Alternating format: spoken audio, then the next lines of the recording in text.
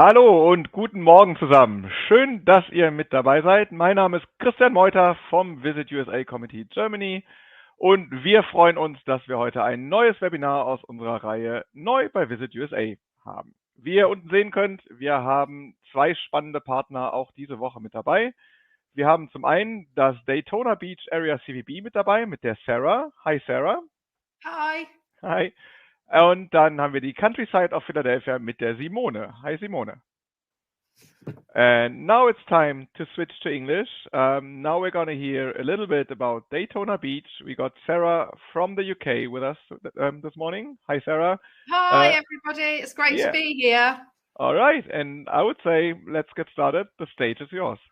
Thank you so much. And thank you, everybody, for being here today. And I'm sorry I can't do this in German. I wish I could, but it will be better in English. So I hope that's okay for you all. So I'm going to talk a little bit about the destination Daytona Beach, and we are famous for more.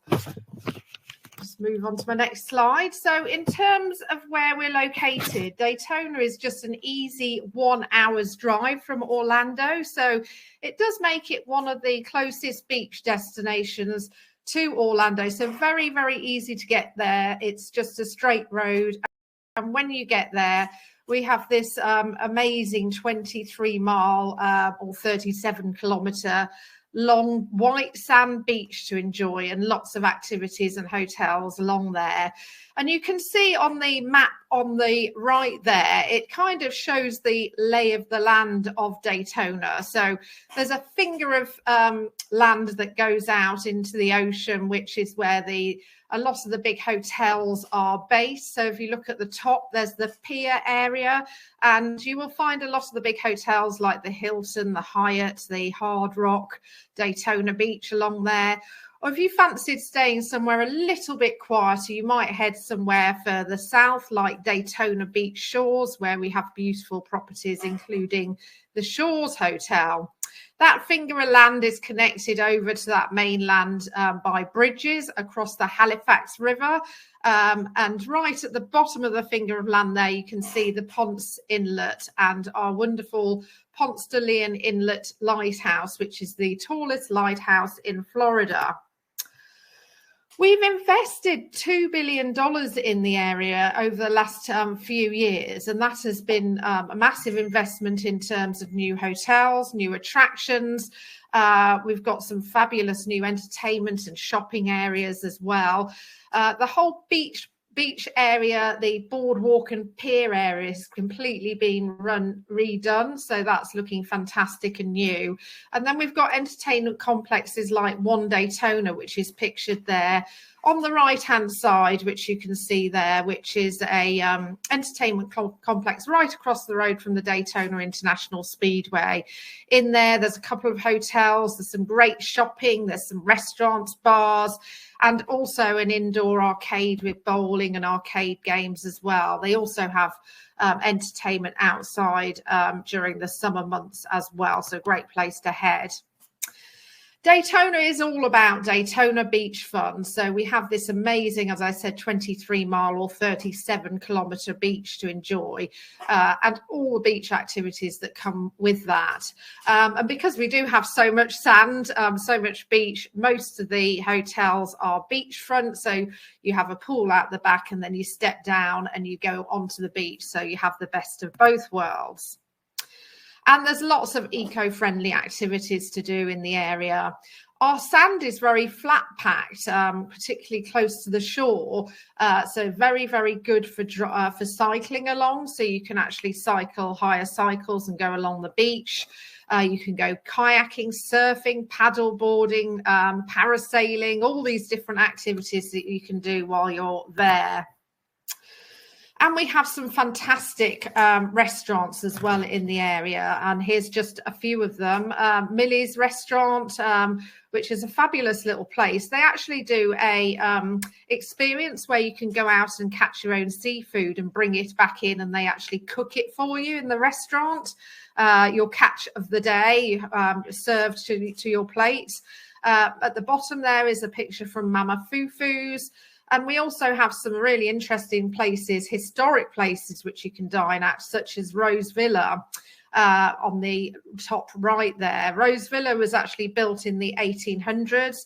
It used to be a bread and breakfast, which housed some very famous guests, including Henry Flagler, John D. Rockefeller, and Sir Malcolm Campbell, who was the British racing driver who set the land speed records 5 times on Daytona Beach in the 1920s and 30s.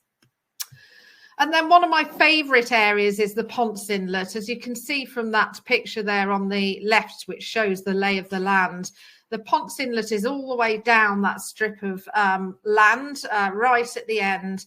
And it's a really low-key area with some really lovely little restaurants that you can go and dine in, have some lovely lunch overlooking the ocean. And it's also a great place to get boat trips out to see dolphins and manatees in season as well. And there's various other water sports equipment that you can hire from little shops along there. And it's also home, which I mentioned before, to the tallest lighthouse in Florida. You can climb the 203 steps to the top. It's actually 53 meters high.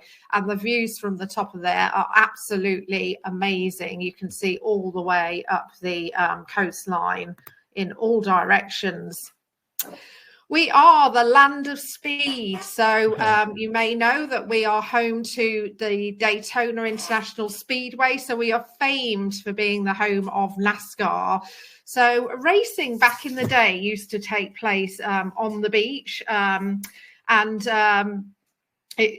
can imagine from that photo there on the left-hand side that it was a sight to behold, all these cars whizzing up the beach, taking this racing north turn and zooming past. But of course, racing now takes place in the Daytona International Speedway, which was built in 1958.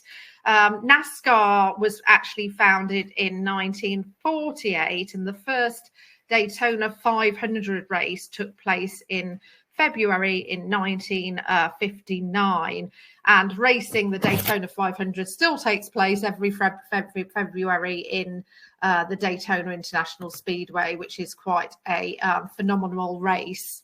Mm-hmm. One question, Sarah. Is it hard to get tickets? So are they sold out months in advance, or like as a tourist, is it possible to sneak in and get some tickets? I'll be honest with you, it can book out. So if people do want to go to the Daytona 500 or any of those big NASCAR races, it is very wise to try and book it up front. And also the accommodation tends to be very busy during that time. So I would always recommend booking well in advance for both tickets and also hotels if you can. Yeah, good point. Thanks. Great. Okay, no problem.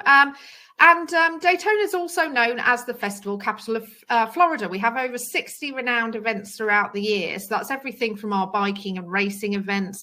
We have some great music events as well. Welcome to Rockville is pictured there at the top right hand side. So some great rock festivals. We have all sorts of art festivals going on as well. So you can check all these out on our website, DaytonaBeach.com.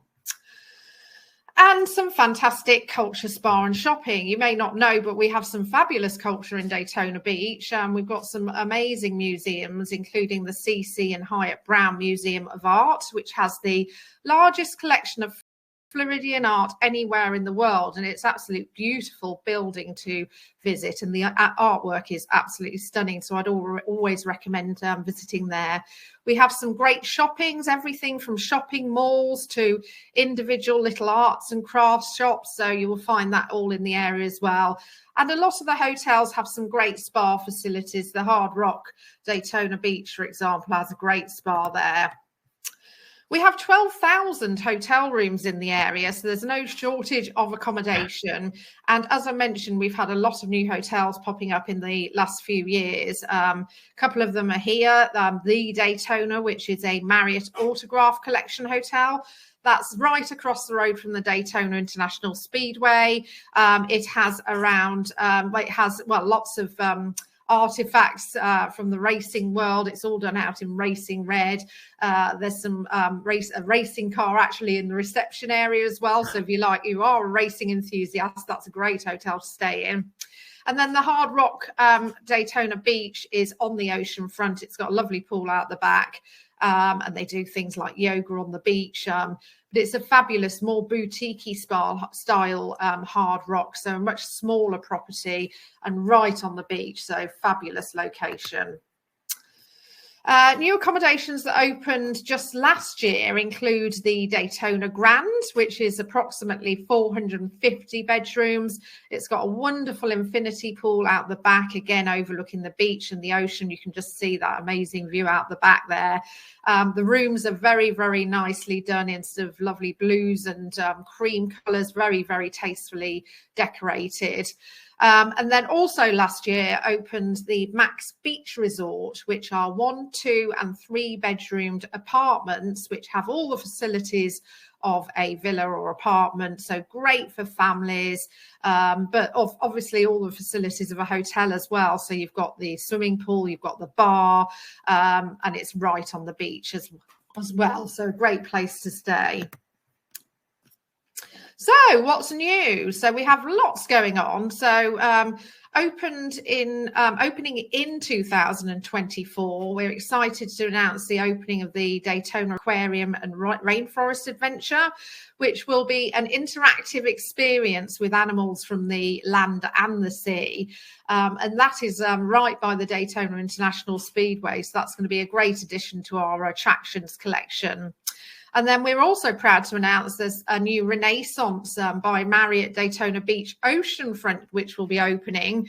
The date is to be confirmed, but that is a beautiful property, I'm told. I know one of my colleagues in Daytona Beach has been in the foyer and it looks absolutely wonderful. And that's right in the centre of Daytona by that pier area, as I was telling you about, right in the middle of the beach.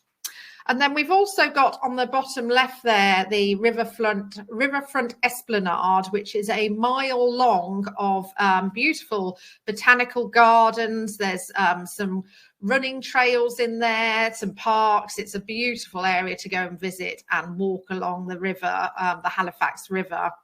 And then some new restaurants as well, including the Stoke Poke, the Millie's North restaurant, which is in Ormond Beach, which is to the north of the pier area along the beach, and Billy's Tap Room and Grill as well. They are some of the new restaurants that are opening. One of my favourite attractions is actually the Marine Science Centre. You can find this all along the south of the beach, again in that Ponce Inlet area where the lighthouse is. It's the largest rehabilitation centre for injured wildlife on the whole east coast of Florida. So they have an animal hospital there, which is nursing. Unfortunately, we get a lot of turtles coming in on the quieter areas of the beach between May and September to lay their eggs. Unfortunately, some of those get attracted by the lights from the roads and go and get hit by cars. So they're being they've been caught in nets and they're being nursed back to health, and usually has a happy ending because they get released back into the wild, which is great. But it's a very educational place to visit. Great for families as well. There's also an aquarium area there where you can stroke stingrays in tanks and see weird and wonderful creatures from the ocean as well. So well worth visiting. We have some great natural springs. So the De Leon and Blue Springs are located around our area. And the great thing about these is there are 72 degrees Fahrenheit year round. So you can actually swim in the natural spring water at De Leon Springs. There's actually a pool area. And you can also see manatees in season, particularly at Blue Springs during those cooler winter months when they come up river because the water is obviously a lot warmer. So great to go and spot some manatees as well. What's the drive time to get there, roughly? Oh, literally just 20 minutes, 25 minutes, perfect. Something like that. Yeah. So it's all in our area. So it's in West Volusia County. So literally just, a stone's throw away from Daytona Beach. But it's great because we're surrounded by all these beautiful, springs and national parks that you can go and discover. So for people who are a bit more adventurous that want to get out there and see some of the area, it's great if you've got a car to do that, because there really are some very stunning places to visit. Yeah, sounds great. We've also got the Daytona Beach zip line adventure, which it's in Tuscaloosa Park, which is quite central to Daytona, so that's not very far at all from the beach. And there's 40 aerial games here, 10 of which are zip wires as well to enjoy. So a great family activity to go and enjoy. And then I mentioned, as I just said, all our state parks. So state parks include Tomoka State Park, but great for going walking, people who are into bird spotting and just nature. Great to get out there and go enjoy all our walking trails. We have over 70 miles, which is about 112 kilometers of walking trails in the area. You can go kayaking in certain areas where there's not the alligators. Obviously, I'll try and avoid that. But you can see some of the locations of some of these state parks in the area. And you can see obviously Daytona Beach is there on the right-hand side. And these are all within sort of drive time, some of them closer than others. Tomoka's literally, a 10-minute drive. And then if you go out to De Leon Springs, you're looking sort of 20, 25 minutes, something like that. But well worth exploring and getting out there. One of my absolute must things to do when I go to the area is go on an eco tour. So we have these boat trips that go out from the Ponce Inlet. I mentioned the boat trips before. Every single time I've been on one of these, I've seen dozens of dolphins. It's absolutely amazing. So you can either do sort of just a normal boat, an eco tour, or go out on a catamaran.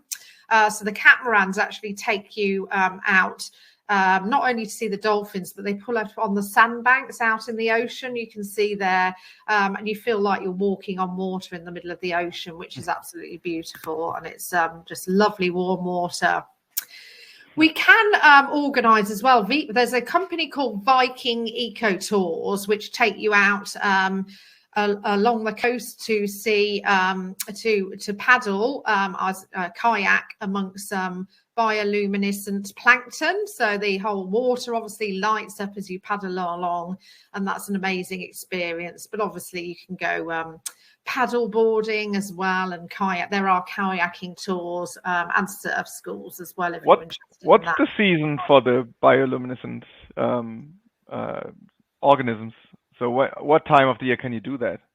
Well, I know the last group that did it in May. I would have to check the actual months that it is available, but I know that is spectacular. If anyone has ever the chance to do that, please do so.